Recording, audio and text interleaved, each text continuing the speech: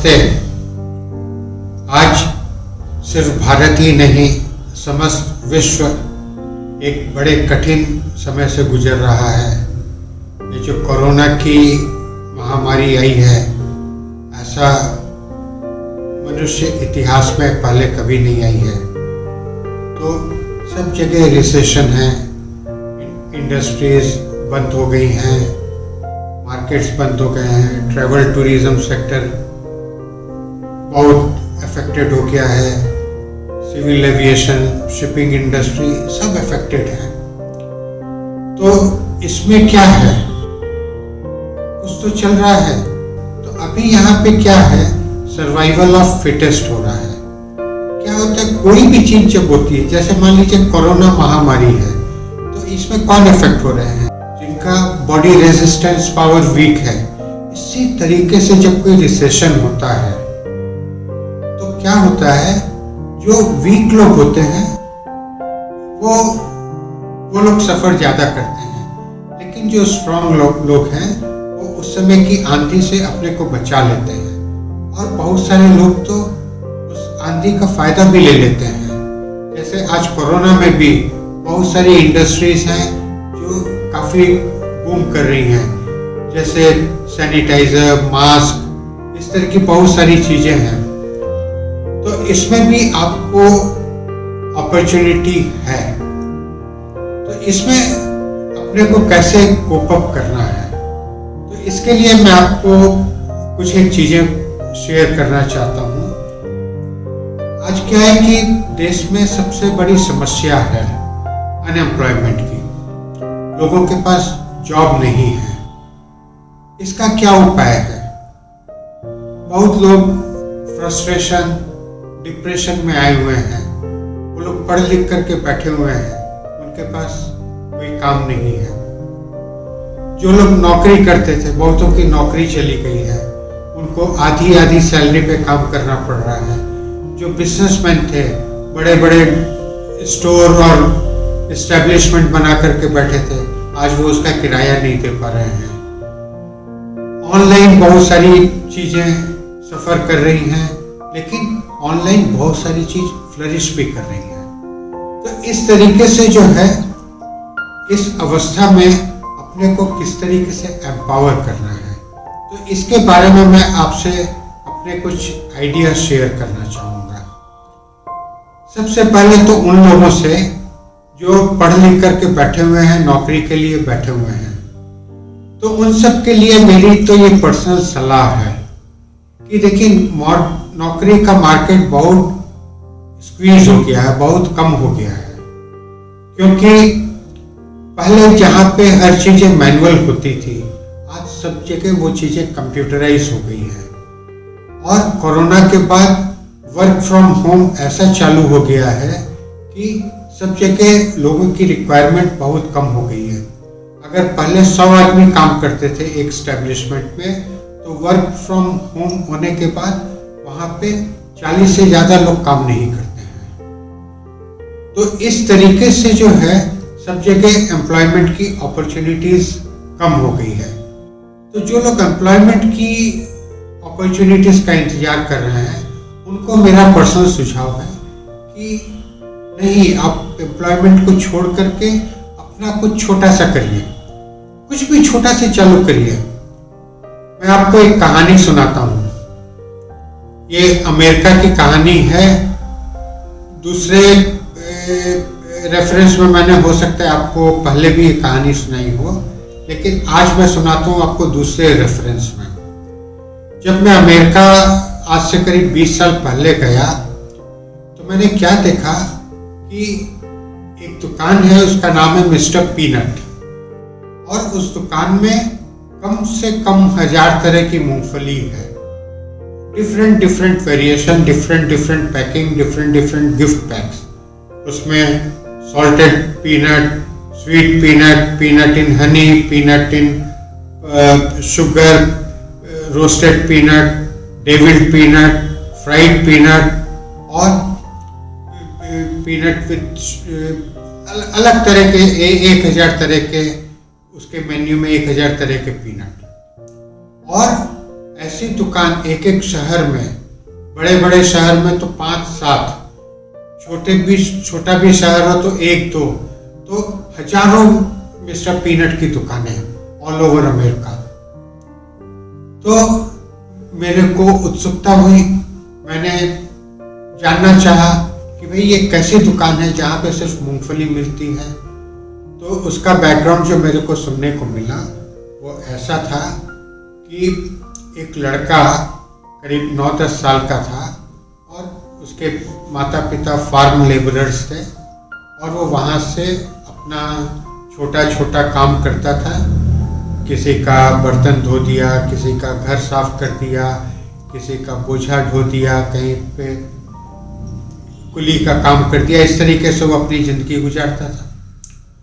और आज एक दिन क्या हुआ कि वो रास्ते से जा रहा था तो देखा कि रास्ते में दाहिनी तरफ एक मेला लगा हुआ है।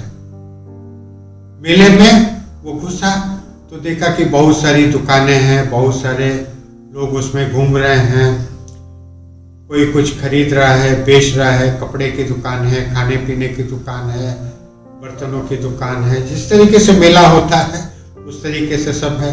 और उसमें कुछ हॉकर्स भी घूम रहे हैं।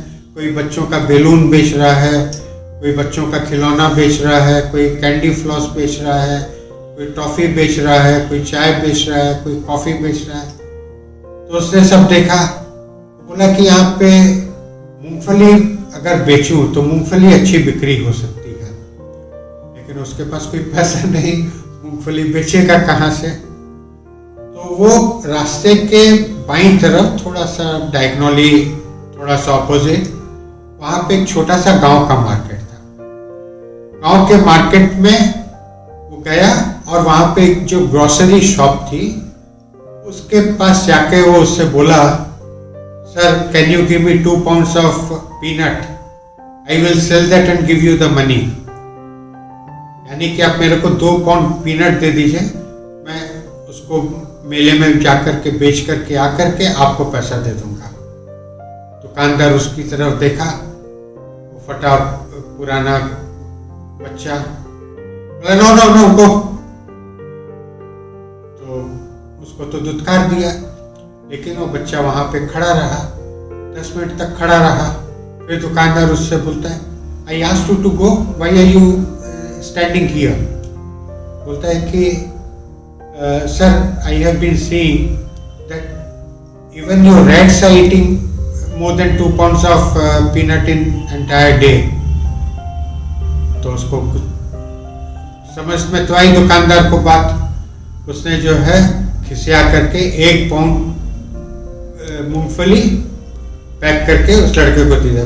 गो, उसने यही सोचा कि पैसा तो आना जाना है नहीं, इसको 1 pound दे करके रफा दफा करो। वो 1 pound पीनट को लेकर के छोटे छोटे पैकेट बना करके मेले में बिक्री किया। 1 घंटे में सब बिक्री हो गया, डबल दाम में बिक्री किया। छोटा छोटा पैकेट तो आप लोग जानते हैं ना, डबल ट्रिपल दाम में बिक्री होता है। उसने उसको बिक्री कर दिया।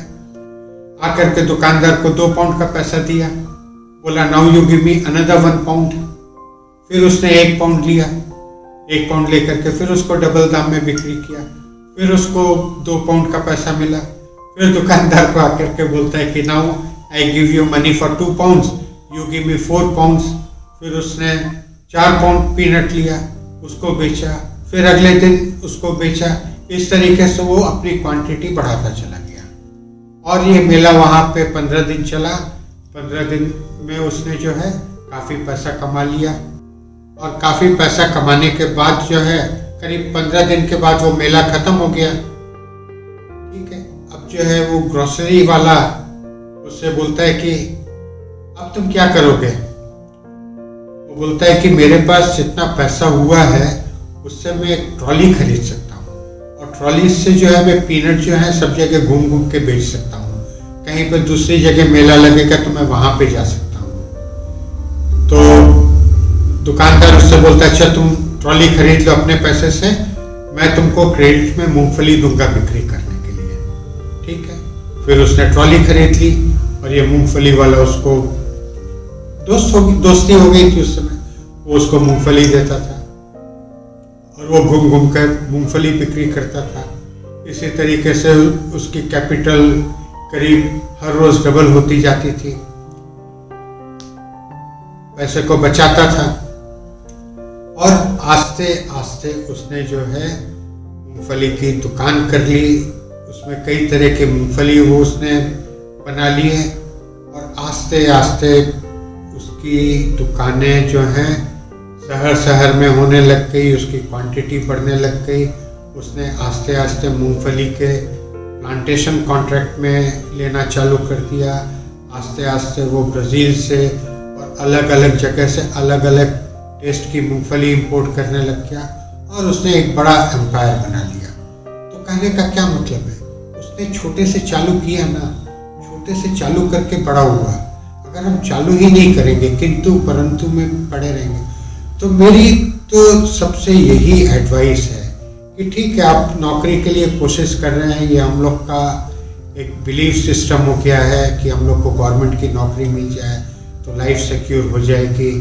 मैंने तो देखिए, मेरे को तो गवर्नमेंट नौकरी का बहुत स्कोप था, मैंने तो उसको नहीं लिया। क्यों नहीं लिया कि उसमें मेरे को क्रिएटिविटी दिखाने का कुछ नहीं है। वहाँ पे मेरा रैंक एंड फाइल है और उसी के अंदर मेरे को काम करना है।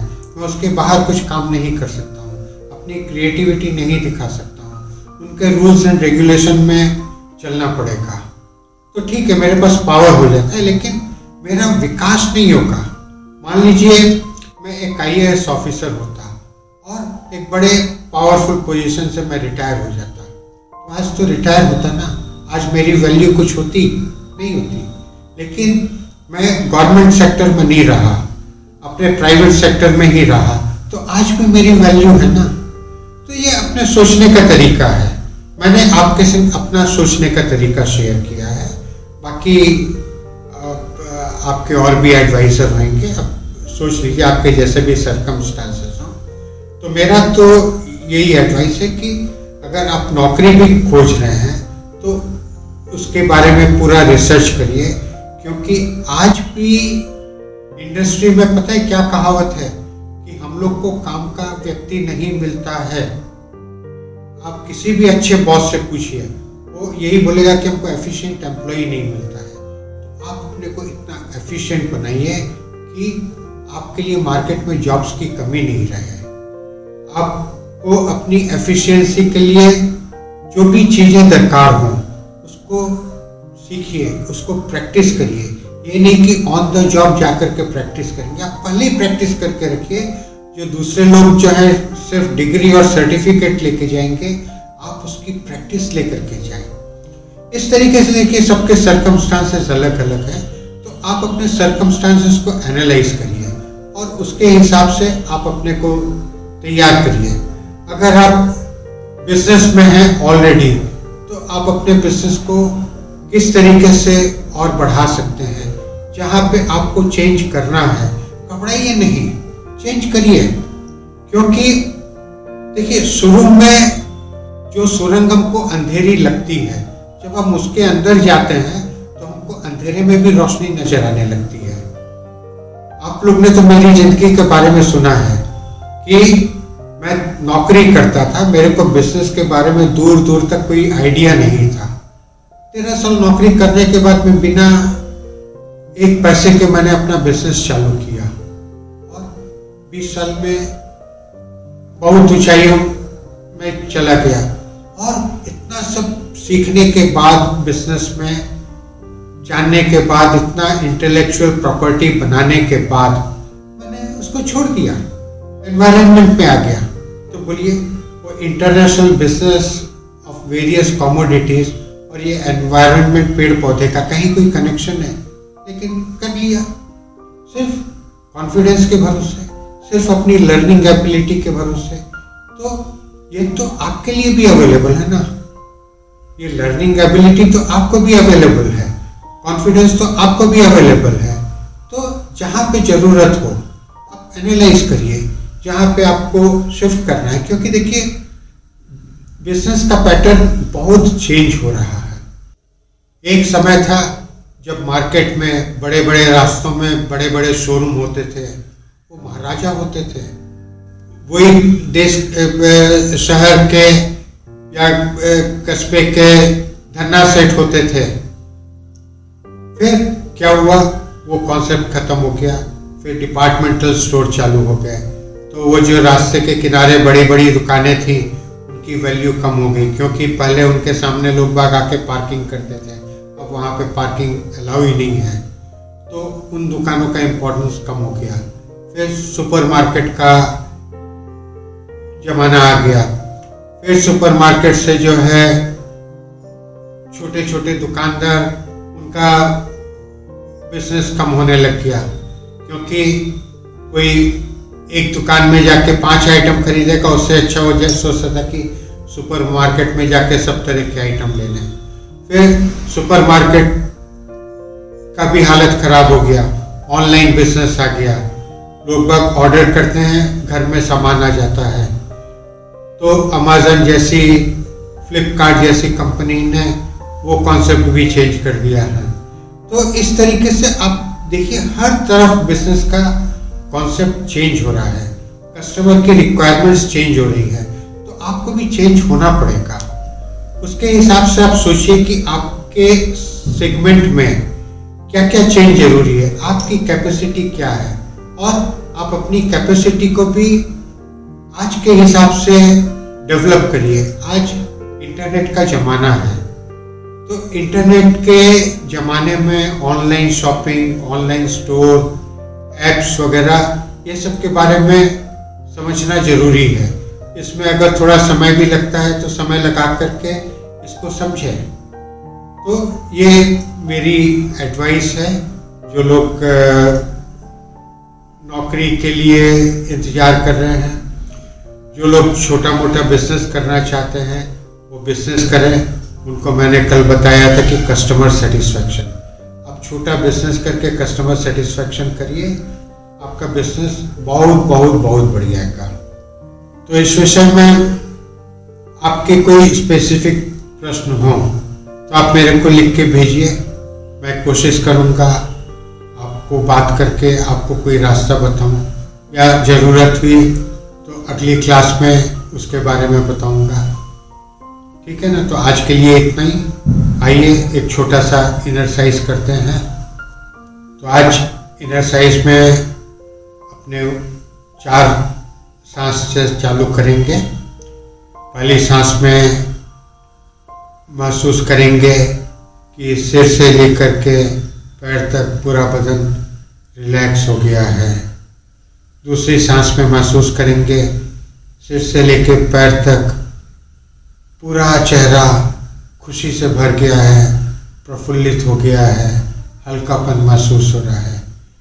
तीसरी सांस में महसूस करेंगे कि मेरे में कॉन्फिडेंस भरा हुआ है, मेरे को कॉन्फिडेंस मिल रहा है, ब्रह्मांड से मेरे में कॉन्फिडेंस समा रहा है, पूरी बॉडी में कॉन्फिडेंस भर गया है। चौथी सांस में फील करेंगे कि अब आप अपने से बात करने जा रहे हैं, बहुमूल्य बात करने जा रहे हैं, और इस तरीके से हम चालू करेंगे। तो बैठ जाइए, या तो आलती फालती मार के बैठ जाइए, या कुर्सी के ऊपर या सोफा के ऊपर कमर सीधी करके बैठ जाइए। चाहते हैं तो पैर को, हाथ को घुटनों पे लगा लें। अगर ऐसे हाथ रखना चाहते हैं तो ऐसे क्रॉस हैंड भी रख सकते हैं, जैसे मर्जी हो, एक पोजीशन में रखें, इसको चेंज नहीं करें। और आँख को हल्के से बंद करें, प्यार से बंद करें, और इसके बाद सांस लें, गहरी सांस लें। सांस के ऊपर ध्यान केंद्रित करें और महसूस करें सिर से लेकर पैर तक रिलैक्स हो गए हैं।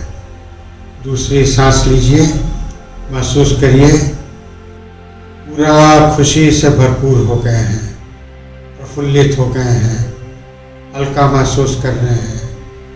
तीसरी सांस लीजिए, देखिए कॉन्फिडेंट हैं, आपके पास ब्रह्मांड से कॉन्फिडेंस की रश्मियाँ आकर के आपके शरीर में समा रही हैं। चौथी सांस लीजिए और महसूस करिए कि आप अपने से कम्युनिकेट करने जा रहे हैं, अपने सेल्फ कॉन्शियस, अपने सबकॉन्शियस माइंड से कम्युनिकेट करने जा रहे हैं, अपनी आत्मा से कम्युनिकेट करने जा रहे हैं। और अपने को देखिए कि आप अपने को पूरा कॉन्फिडेंस से भर चुके हैं और आगे की नई ओपनिंग्स से आप घबरा नहीं रहे हैं, आप रेडी हैं नई ओपनिंग्स के लिए। आपने जो सोच के रखा था कि यही रास्ता है, तो आज आप सोचिए कि नहीं, उसके अलावा भी और रास्ता है। रियलाइज कर रहे हैं कि नौकरी की अपॉर्चुनिटीज़ कम होती जा रही है, तो इसमें मैं किस तरीके से अपना कुछ करूं और कुछ करके लोगों को नौकरी दूं। तो कोई चीज़ अगर छोटे से स्टार्ट करना है तो उसके लिए कोई हिचक नहीं होनी चाहिए, कोई शर्म नहीं महसूस होनी चाहिए। सारे बड़े बड़े लोग छोटे से चालू किए थे, जितने भी फर्स्ट जनरेशन बिजनेसमैन हैं, धीरूभाई अंबानी हों, जीडी बिरला हों, इस तरह के कई हजारों एग्जाम्पल हैं जो एकदम छोटे से शुरू किए थे और वो आगे बढ़ते बढ़ते उन्होंने बड़ा एम्पायर बना लिया। तो आप भी ऐसा क्यों नहीं कर सकते हैं? शुरुआत तो करें इस तरीके से, अपने आसपास अवसरों को जांचें और यही सोचें कि काम, किसी भी काम को छोटा से करके कस्टमर सेटिस्फैक्शन ऑफर करके कोई भी काम आस्ते आस्ते मल्टीप्लाई हो सकता है। और अगर हमको नौकरी ही करना है तो नौकरी के लिए अपने को अच्छी तरीके से तैयार करें, उसमें जो जो नई स्किल सीखना है उसको सीखें। अगर बिजनेस कर रहे हैं तो बिजनेस में हमको कहाँ कहाँ पे चेंज करना है, तो चेंज करने के लिए जो जो करना पड़ेगा उसको पूरा कॉन्फिडेंस रख करके करें। तो इसी के बारे में आप 2 मिनट चिंतन करिए, गहराई में जाकर के इसके बारे में चिंतन करिए। मैं 2 मिनट के लिए शांत हो जाता हूँ, आप इसके बारे में चिंतन करते रहिए।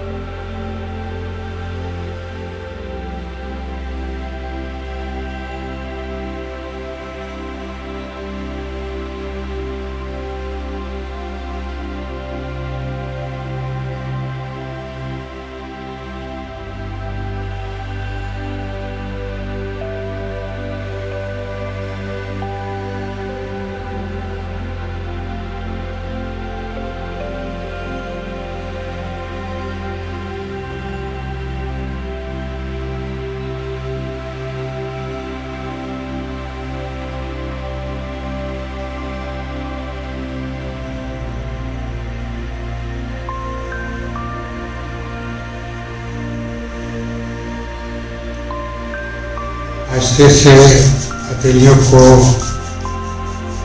रगड़िए, आंखों पे लगाइए, चेहरे को रिफ्रेश करिए और महसूस करिए नया उजियारा। और जो भी दिमाग में आइडियाज़ आए हैं उसको तुरंत कागज़ पे लिखें और लिखने के बाद उसके बारे में विस्तार से चिंतन करें।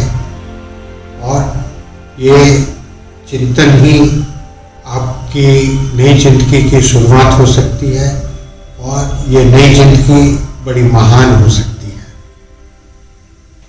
अच्छा, तो आज के लिए इतना ही। धन्यवाद।